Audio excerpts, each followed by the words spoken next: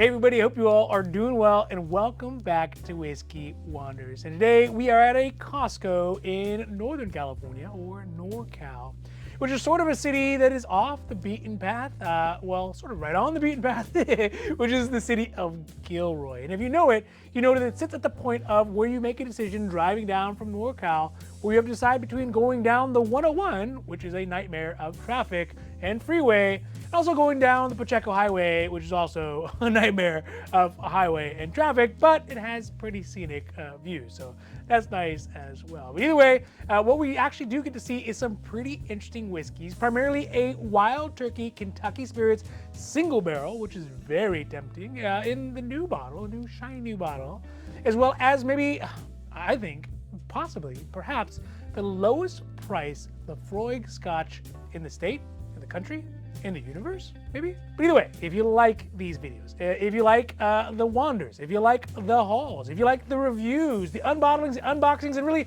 all the amazing stuff that we have cooking up for you, we have a lot, please don't forget to like and subscribe, because it does really help the channel to grow, and of course, we are so thankful for that, and we are growing, so thank you.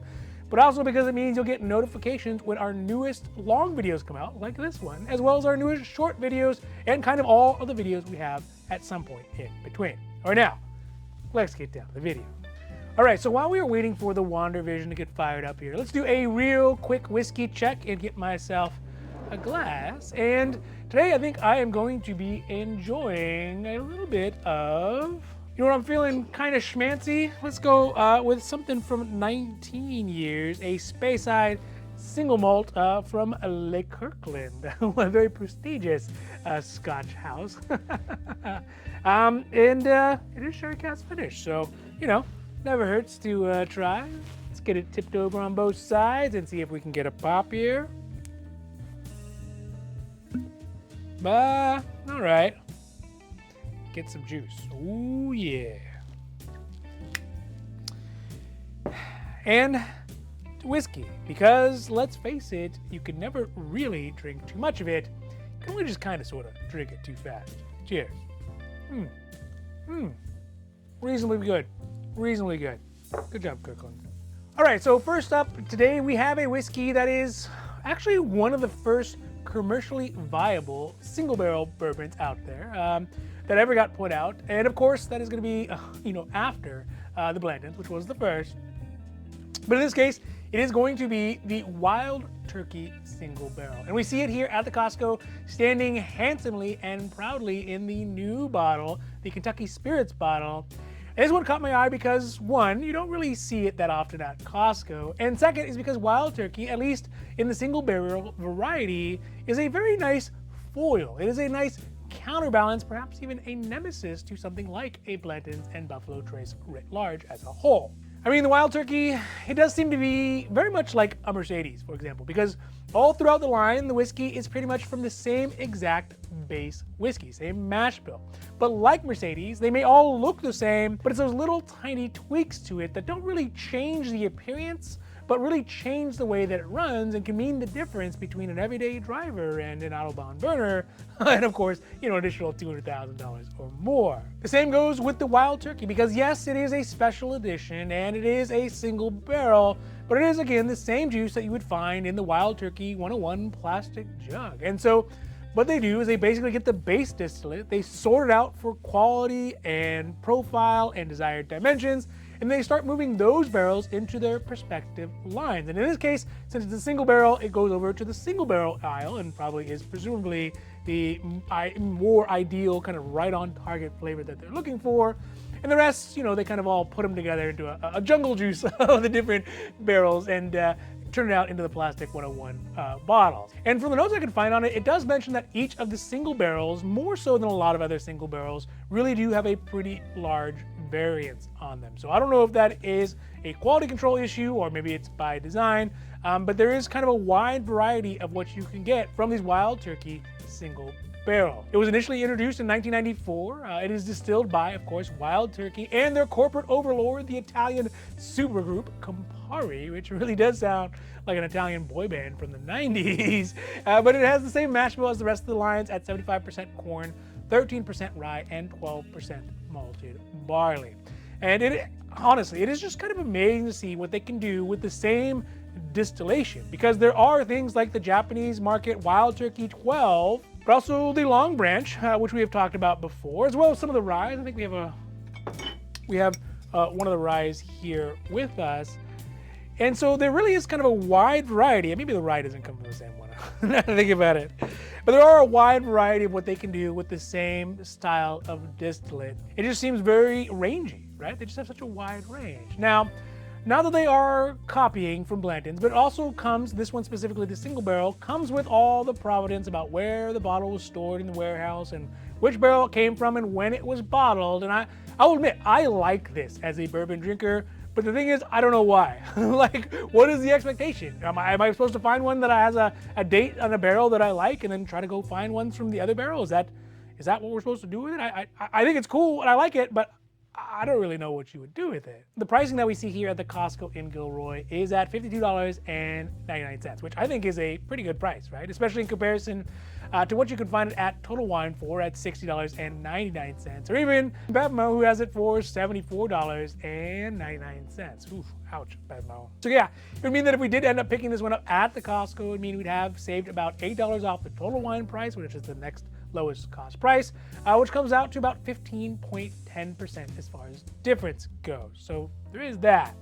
The ABV on this Wild Turkey Kentucky Spirits single barrel is, of course, at 101 proof, or 50.5% ABV, and not to be confused with the Wild Turkey 101 as just jazzed up 101 put into a really fancy bottle.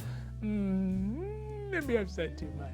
I'm kidding, Wild Turkey. I know it's different and it's special and it's worth the extra money. I got it. If there's anything else that I can find on it, do mention that it is noticeably complex. So maybe it is not just that 101 in there. With the classic bourbon flavors of tobacco, leather, pecan, caramel, seasoned with nice rye spice and enjoyable whiff of cornbread, which, ooh, that just sounds so good. Especially that cornbread with the jalapenos and the cheese in it. Oh, so good. Now, the review scores I can find on it on the Kentucky Spirits are pretty good as well, at 89 points out of 100, which is actually really way better than I thought it would get. I probably thought it'd be like mid-80s or so. That was what I thought while I was waiting in line. And of course, this leads me to regret not picking it up, but this one was a pass. And I think it was just like we were driving down, we were tired from the Bay Area. We stopped in to get some gas, and I noticed this one, so I thought I'd take some wander footage of it. But next time, I think if we catch up at that price at the Costco again, definitely will probably pick up this Wild Turkey Kentucky Spirits, the single barrel, because it looked pretty good. It was a pass though, but it should not have been in hindsight. So next up is a whiskey that doesn't really need any introduction on the channel here at all, or anywhere else for that matter. It is part of the Islay Whiskey Triumvirate, or maybe it's a Tetrarch. I guess it depends on which ones you like. But I do love this one so much, which is going to be the Laphroaig 10. It is peaty, it is delicious, and it is on the more medicinal side of the Islay Scotch spectrum. The reason that I'm going to include it in here is not because it's any new kind of odd version or new exciting, finish to it or anything like that, but simply because this is probably the lowest cost Laphroaig that you are going to find anywhere in the country, or even in maybe the world, in the universe, which is amazing, right? And so I thought I'd put it on here because it's just cool to see low prices, although not so low if you compare it to previous years, even like, 8 months ago. Now, just in case any folks who are, not folk lovers of the Scotch side of the whiskey world, Laphroaig is a Scotch that comes from an area in Scotland called Islay that is known for making whiskey with a distinctly peaty flavor, which can, I think, best be described like if you ever drove a manual transmission car and you let the clutch out just a little too slow and that smell of burnt clutch, that's what peat tastes like. Burnt clutch. And it is delicious. Now, as I mentioned, the reason here is because of the price. And the price that we can see here is going to be at one of those rock bottom, wacky, wavy, inflatable arm guys. Like, I'll eat my hat if you find a lower price at $37.99. Go see Cal, go see Cal, go see Cal. Which is quite good as far as dollars go. And over the Total Wine, who has it for $46.99, or you know, it is way lower than what you're gonna find it at Bevmo, who has it at $66.99. Dude, come on, Bevmo. That pricing, that's not even like, oh, geez, Louise. So either way, it's a $9 difference from the Total Wine to Costco, or a very healthy 23% difference in price. Now, the ABV on the Laphroaig is going to be what you expect from the Scotch. You know, it's going to be at 43%, which is kind of standard. It seems like everyone got the memo in Islay and said, hey, you know what, Lagavulin, Laphroaig, Colai, Ardbeg, we're going to stay at 43% for most of their whiskeys, although not all. There are special editions that are quite hefty.